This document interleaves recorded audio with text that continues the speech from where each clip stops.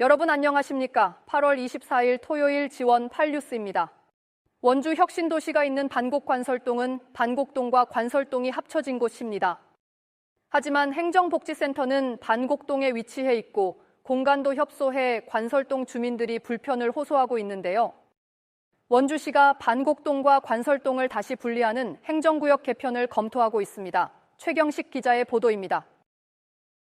원주 혁신도시가 있는 반곡 관설동. 예전 반곡동과 관설동이 하나의 행정구역으로 합쳐진 곳입니다. 주민 47,100여 명으로 원주 지역 25개 읍면동 가운데 최다 밀집 지역입니다. 반곡 관설동에는 내년까지 신축 아파트 5곳이 들어설 예정이어서 최대 10,000명의 인구가 더 유입될 전망입니다. 하지만 주민들이 자주 찾는 행정복지센터가 반곡동에 있어 관설동 주민들이 반곡동 주민들에 비해 이용에 불편을 겪고 있습니다. 또 반곡 관설동 센터에 근무 중인 공무원 1명당 담당 주민 수도 2,100여 명에 달합니다. 25개 읍면동 중 가장 인구가 적은 귀래면이나 불원면과 비교하면 13배나 많습니다. 산술적으로만 보면 다른 지역과 비교해 행정 서비스의 질이 떨어질 수밖에 없는 구조입니다. 반곡 관설동을 반곡동과 관설동으로 다시 나누자는 목소리가 나오는 이유입니다. 주민들한테 미치는 행정 서비스의 질이 현저히 낮고 이동 수단이 없으신 분들은 매우 힘드시거든요. 그래서 그 분동의 필요성이 이와 함께 기업 도시가 있는 지정면도 인구수가 3만 명을 넘으면서 읍이나 동으로 승격해야 하는 것 아니냐는 여론도 거셉니다.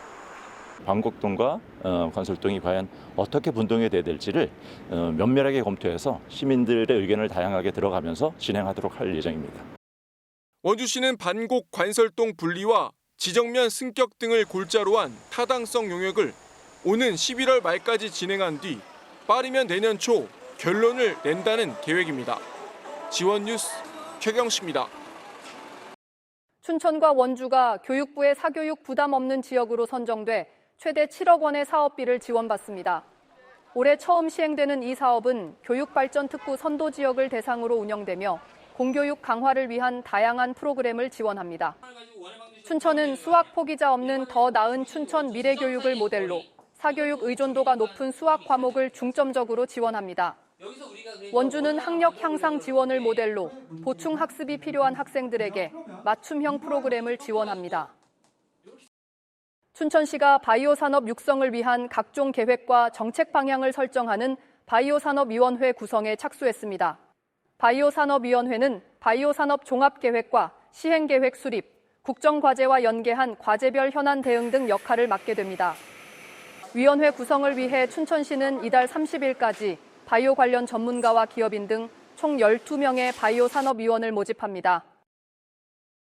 양양 지역 대표 여름 축제인 양양 서핑 페스티벌이 오늘 양양 중광정리 서피비치에서 개막했습니다.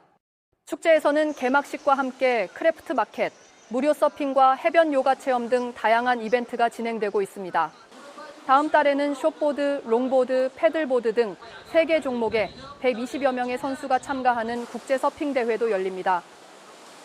국내 연구진이 허가받지 않고 불법으로 나는 드론을 최대 3km 거리에서부터 탐지하고 추적해 강제로 떨어뜨릴 수 있는 기술을 개발했습니다. 레이더와 카메라의 식별 기술을 연동한 인공지능 체계를 기반으로 했는데요. 해당 기술은 실용화에도 성공했습니다. 네트워크 현장 TJB 조혜원 기자입니다. 전자통신연구원 애트리 하늘에 드론이 나타났습니다. 허가받지 않은 불법 침투입니다. 드론이 50m 지점까지 접근하자 불법 드론 대응팀이 안티 드론건을 이용해 전파 방해를 시도합니다. 태밍 끄겠습니다. 방해 전파를 쏘자 드론과 조종기 사이 GPS 신호가 차단되고 불법 드론이 땅으로 추락합니다. 이 기술은 전자광학과 적외선 연동 레이더 시스템을 통해 최대 3km 원거리부터 레이더가 확보한 표적 영상으로 드론의 위치를 추적합니다. 2km 이내 접근 시 불법 드론 여부를 판별할 수 있습니다. TM 시스템이랑 연동을 해서 허가를 받은 드론인지 안 받은 드론인지를 먼저 식별을 하고 허가를 안 받은 드론일 경우에는 불법 드론으로 간주를 하고 무력화를 시키는 거죠. 경찰청이 집계한 테러 관련 신고 가운데 드론 비행 관련 신고가 가장 큰 비중을 차지하고 있습니다. 불법 드론 비행 신고가 포함된 의심물 발견 신고로 입건된 사건도 크게 늘면서 불법 드론 탐지 기술 개발이 점점 요구되고 있습니다. 에트리는 기술을 기업에 이전하고 과학기술정보통신부와 경찰청의 과학 치안 고도화 사업을 통해 저고도 무인기 대응 차량형 시스템을 개발했습니다. 고정된 장소에 제한된 공역에 대한 방어를 했지만은 근본 이 저고도 무인기 대응 통합술전 기동형 전술 차량을 통해서 저희가 드론의 위협에 대해서 보다 다양한 취약 지점에서 신속하게 대응할 수 있는 해당 기술이 실용화에 성공하면서 불법 드론 감시 현장은 물론 드론 교통관제 시 신고된 경로 이탈 비행 감시 등 다양한 분야에 적용될 계획입니다. TJB 조혜원입니다. 홍천군이 오는 30일까지 청년 창업 지원 사업 대상자 5명을 추가 모집합니다. 신청 대상은 홍천군에 거주하는 만 19세에서 47세 예비 청년 창업자와 3년 미만 기존 창업자입니다. 대상자로 선정되면 시설 개선비 600만 원과 월 50만 원의 임대료가 최대 2년간 지원되며 홍천군 청년창업지원센터의 창업교육 프로그램도 수강할 수 있습니다. 신청 희망자는 지방보조금 관리 시스템을 통해 접수하면 됩니다. 춘천시가 소양강쌀 소비 촉진을 위해 고품질화 전략을 수립하고 쌀 소비 확대에 나섰습니다. 춘천시는 드론을 활용한 병해충 방제, 영농자재 지원, 신품종 지역 적응 재배 시범 사업 등 4억 원을 투입합니다. 또 유통 확대를 위해 지역 대학과 병원 등 20개소와 계약을 맺고 355톤의 쌀을 판매했으며 쌀 재고량 대응에 따라 3억 원의 예산을 긴급 투입했습니다. 화천군이 오는 11월까지 추수에 필요한 인력과 농기계를 지원하는 영농대행 지원 사업을 실시합니다. 지원 대상은 경영체 등록 농가 중 만 65세 이상, 고령자와 장애인, 국가유공자 등으로 약 450여 농가입니다. 화천군은 이번 영농대행 서비스를 통해 인력난과 인건비 상승 등에 따른 취약 농업인의 부담을 줄일 수 있을 것으로 기대했습니다.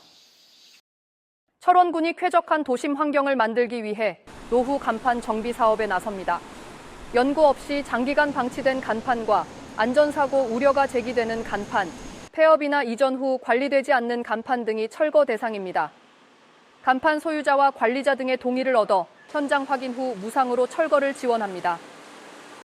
동해시가 제2회 추가 경정 예산을 1회 추경보다 3.9% 늘어난 6,014억 원으로 편성해 시의회에 제출했다고 밝혔습니다. 주요 사업에는 무릉별 유천지 기반시설 조성과 지류형 상품권 제작 구입, 돛제비골 스카이밸리와 해랑 전망대 정비 등이 편성됐습니다. 동해시는 국세 수입 감소 등 어려운 재정 여건 속에서도 시민 생활 안전을 최우선으로 했다고 설명했습니다.